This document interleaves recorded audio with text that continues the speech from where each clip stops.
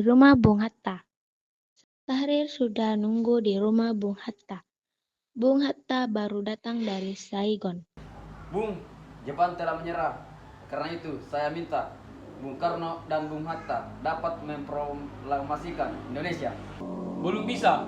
Perlu saya bicarakan dengan Bung Karno. Sesuai dengan tanggung jawab kami, proklamasi kemerdekaan Indonesia perlu dibicarakan dengan PPKI. Di rumah Bung Karno, tanggal 15 Agustus 1945, sekitar jam 9 malam, datang Wikana dan Darwis datang ke rumah Bung Hatta.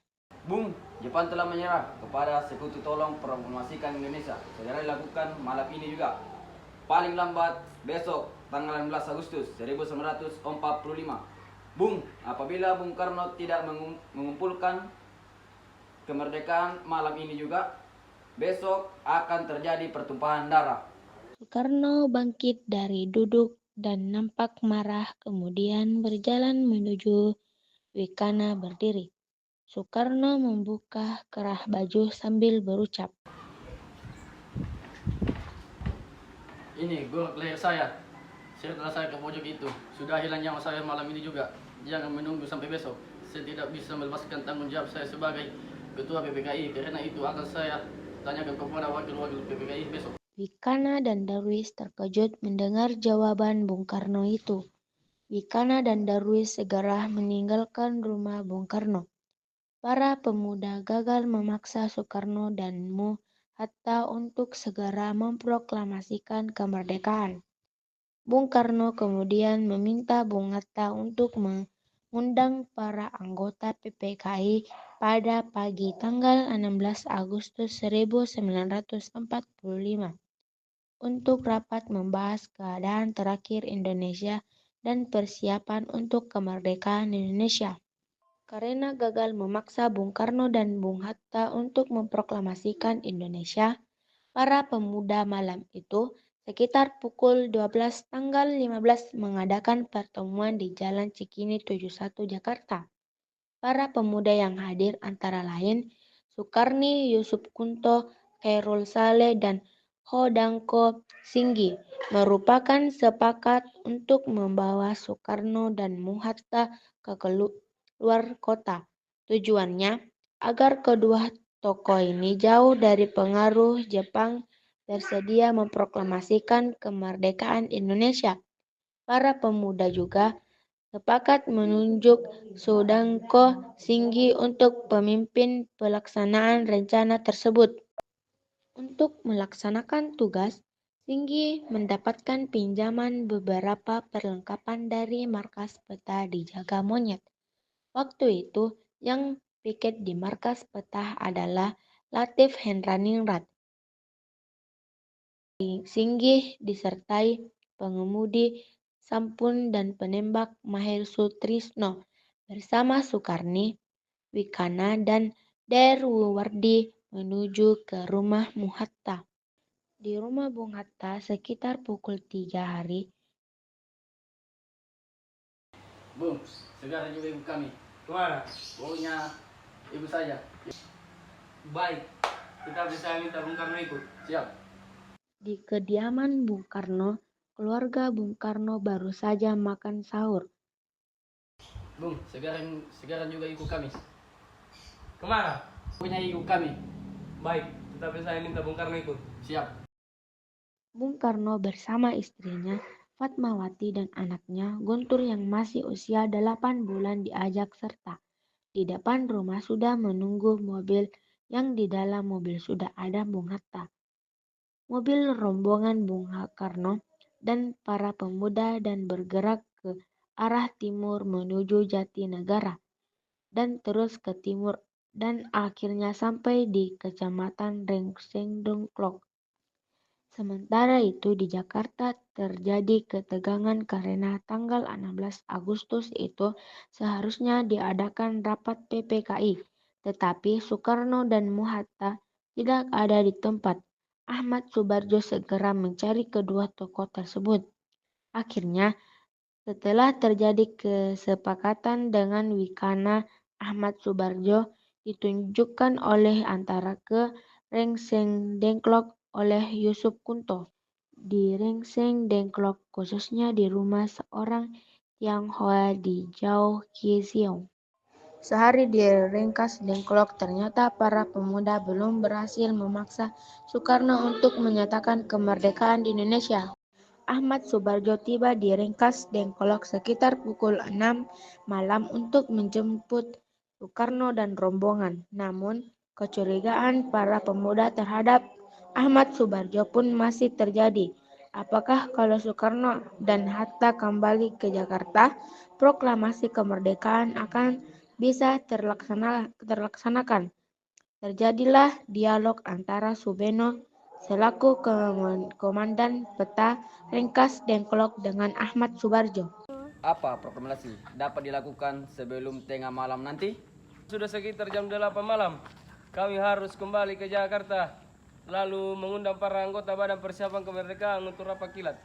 Untuk membutuhkan banyak waktu, kami khawatir harus bekerja masa malam untuk menyelesaikannya. Bagaimana kalau jam 6 besok pagi? Saya akan berusaha sekuat tenaga agar dapat selesai jam 6 pagi. Tetapi sekitar tengah hari besok pasti sudah beres. Kalau tidak bagaimana? Mayor, kalau semua gagal, besok siang tanggal 17 Agustus jam 12.00 belum terjadi proklamasi, jaminannya saya yang bertanggung jawab. Tembak matilah saya. Dengan jaminan itu, maka Sudanko Subeno mewakili para pemuda mengizinkan Subarjo untuk bertemu Bung Karno dan Bung Hatta. Ahmad Subarjo meyakinkan kalau Jepang menyerah. Akhirnya Bung Karno, Bung Hatta bersama rombongan kembali ke Jakarta. Dengan demikian, berakhirlah peristiwa Ringkas Dengklok. Setelah sampai di Jakarta, Soekarno kemudian mengantar pulang Fatmawati dan putranya, Guntur, dan bersama rombongan Soekarno langsung pergi ke rumah Maeda. Oleh Maeda, Soekarno dan Hatta diantar ke kediaman Nishimura. Tuan Nishimura, kami minta izin untuk mengadakan rapat PBKI untuk persiapan pelaksanaan kemerdekaan. Oh, tidak bisa Tuan. Karena siang tadi kami sudah mendapatkan mandat dari sekutu agar tidak terjadi perubahan status quo di Indonesia. Baik, kalau begitu, kemerdekaan Indonesia menjadi tanggung jawab kami, orang Indonesia, lepas dari tanggung jawab Jepang. Rombongan Soekarno kembali ke rumah Maeda untuk rapat kilat merumuskan teks proklamasi. Di rumah Maeda dilakukan perumusan teks proklamasi. Di ruang makan rumah Maeda berlangsung pertemuan penting untuk merumus teks proklamasi. Di dalam ruangan itu ada Bung Karno, Bung Hatta, dan Ahmad Subarjo. Disaksikan Sukarni, Sudiro, dan BM Dia. Mana di atas? Ini Bu. Kita agak lupa, kita tidak bawa dokumennya, tetapi isinya. Kira-kira demikian kami bangsa Indonesia dengan ini menyatakan kemerdekaan Indonesia. Kalimat itu kurang revolusioner. Perlu ditambah langkah-langkah yang menunjukkan pengembalian kekuasaan. Bagaimana tambahnya? Hal-hal yang mengenai pemindahan kekuasaan diselenggarakan dengan cara seksama dan dalam tempo yang sesingkat-singkatnya. Pukul 4 dini hari, Soekarno meminta persetujuan dan minta tanda tangan kepada semua yang hadir sebagai wakil-wakil bangsa Indonesia. Para pemuda menolak dengan alasan sebagian yang hadir banyak yang menjadi kolaborator Jepang. Soekarno mengusulkan agar teks proklamasi cukup ditandatangani dua orang tokoh, yakni Soekarno dan Hatta atas nama bangsa Indonesia. Usul Soekarno diterima dengan beberapa perubahan yang telah disetujui, maka konsep itu kemudian diserahkan kepada Sayuti Melik untuk diketik. Di kediaman Bung Karno, Pegangsaan Timur nomor 56. Pada pagi hari itu juga, rumah Soekarno didapati oleh sejumlah massa untuk menjaga keamanan. Upacara pembacaan proklamasi. Dr. Murdi meminta Latif Hendran Ningrat bersama beberapa anak buahnya untuk berjaga-jaga di sekitar rumah Soekarno. Sementara itu, Wali Kota Jakarta Suwiryo memerintahkan kepada Wilopo untuk mempersiapkan peralatan yang dibutuhkan seperti mikrofon. Sedangkan Sudiro memerintahkan kepada S. Suhut untuk menyiapkan bendera dan sekaligus mencari tiang bendera.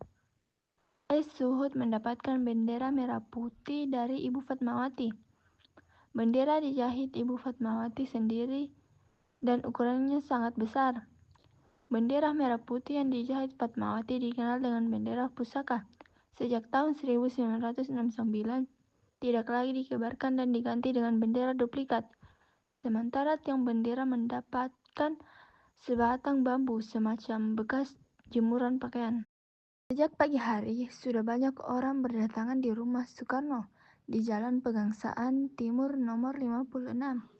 Tokoh-tokoh yang sudah hadir antara lain Mr. Alexander Andries Marimis, Dr. Guntara Martotmojo, Mr. Latuhar Hari, Abi Kusno Cokro Suyoso, Otto Iskandar Dinata, Ki Haji Dewantara, Samratulangit Sartono Sayuti Melik, Pandu Kartawiguna, M. Tabrani, Dr. Muwardi, Nyonya SK Trimurti, dan AG Prigodikdo. Diperkirakan yang hadir pada pagi itu seluruhnya ada 1.000 orang.